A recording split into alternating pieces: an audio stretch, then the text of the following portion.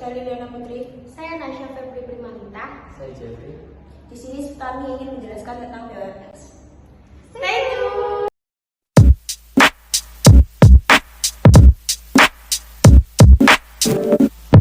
Halo teman-teman semua, apakah kalian tahu pengertian dari BUMS itu apa? Apa ya kira-kira? BUMS memiliki singkatan dari Badan Usaha Milik Swasta. BUMS memiliki pengertian jenis usaha yang pemilik perusahaan atau modal usaha sebagian besar dipegang oleh pihak swasta atau non-pemerintah.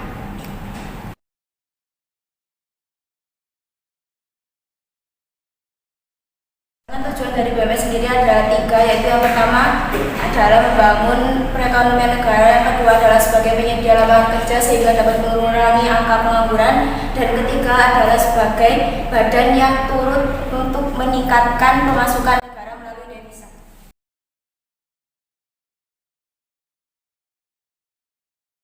Fungsi dan peran. Yang pertama, bekerja sama dengan BUMN. Yang kedua, menyediakan produksi nasional. Yang ketiga, membuka lapangan kerja untuk mengurangi angka pengangguran di suatu wilayah. Yang keempat, menambah kas negara. Yang terakhir, yang kelima, sebagai partner pemerintah dalam mengusahakan sumber daya alam.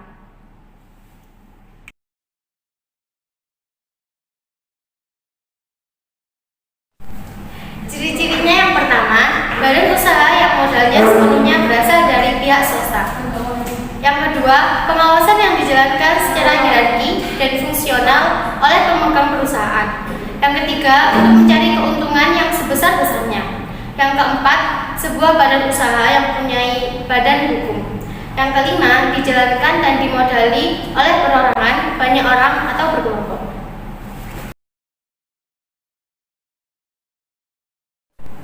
Kemudian kelebihan dari BUMS yang pertama adalah BUMS mampu menampung tenaga kerja yang banyak di berbagai wilayah Indonesia, sehingga punya peran besar menyediakan lapangan kerja yang layak pada masyarakat Indonesia. Yang kedua adalah BUMS merupakan perusahaan yang mampu menyediakan barang dan jasa kebutuhan masyarakat secara cepat dan tepat. Kemudian yang ketiga, BUMS adalah usaha yang juga berjasa menaikkan produk domestik bruto atau PDB Indonesia.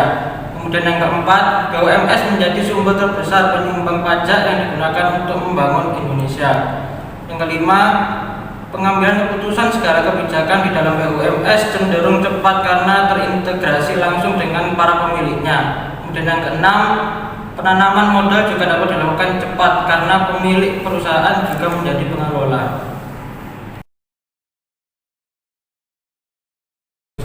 Selain memiliki kelebihan, BUMS juga memiliki kekurangan. Kekurangannya yaitu diantaranya yang pertama adalah BUMS tujuannya adalah meraih keuntungan sebanyak-banyaknya, sehingga terkadang tidak memikirkan dampak usahanya ke lingkungan sekitar. Yang kedua, BUMS bisa menjadi salah satu dampak rusaknya lingkungan apabila tidak mengikuti prosedur ramah lingkungan. Kemudian yang ketiga, BUMS terkadang sulit meraih pinjaman bank, terutama untuk mereka yang mendirikan usaha kecil. Yang keempat, risiko pendirian BUMS besar karena masalah dana. Tidak jarang dari BUMS yang mengalami bangkrut. Yang kelima, terkadang bisa bersaing secara tidak sehat demi meraih keuntungan yang besar. Yang keenam, sering juga devisa malah masuk ke luar negeri, bukan ke kas negara. Kemudian yang terakhir, yang ketujuh, sering juga terjadi perbedaan pendapat antara manajemen dan pihak pekerja karena masih ada perusahaan nakal yang tidak mengikuti aturan pemerintah. Contohnya yaitu menggaji karyawan di bawah UMR. Bentuk BUMS dibagi menjadi 2, yaitu perorangan dan kelompok. Pengertian dari usaha perorangan itu sendiri adalah perusahaan swasta yang didirikan dan dimiliki oleh pengusaha perorangan. Sedangkan ciri-cirinya adalah 1, modalnya relatif kecil, 2, bentuk usaha kecil, 3, keuntungan kerugian dinikmati dan ditanggung sendiri.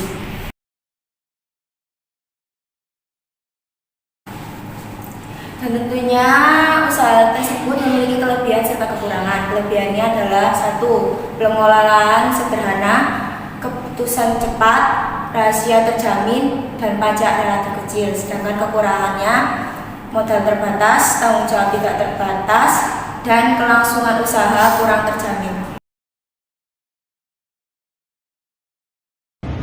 Dan yang kelompok dibagi menjadi 3, firma, CV, dan PT. Untuk yang firma adalah badan usaha persekutuan yang dibentuk 2 orang atau lebih dengan nama dan modal bersama. Ciri-ciri dari firma ini adalah anggota firma sudah saling mengenal dan mempercayai, memakai nama bersama, dan tanggung jawab yang tidak terbatas.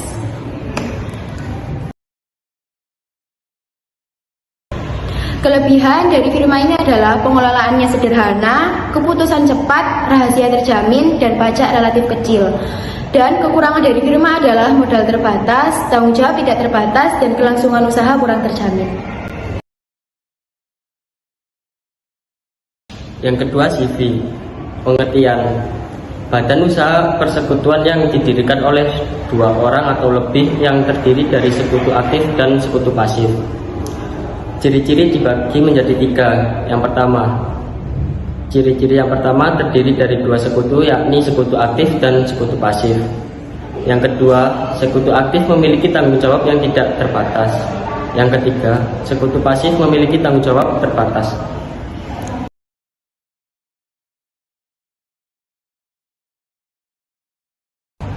Kelebihan CV adalah: yang pertama, bentuk usaha yang lazim didirikan.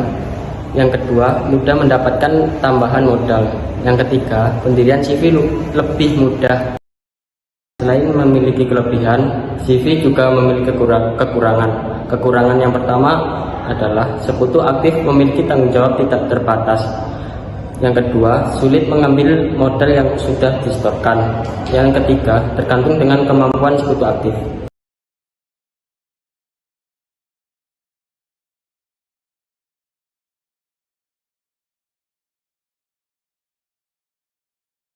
Kelebihan dari PT ini adalah modal lebih besar dibanding perusahaan perseorangan, tanggung jawab pemilik modal terbatas, mudah mendapatkan tambahan modal. Sedangkan kekurangan dari PT adalah pendirian PT lebih sulit, biaya pendirian lebih besar, dan rahasia kurang terjamin. PT dibagi menjadi 3, status badan usaha, tempat berdiri, dan kepemilikan modal.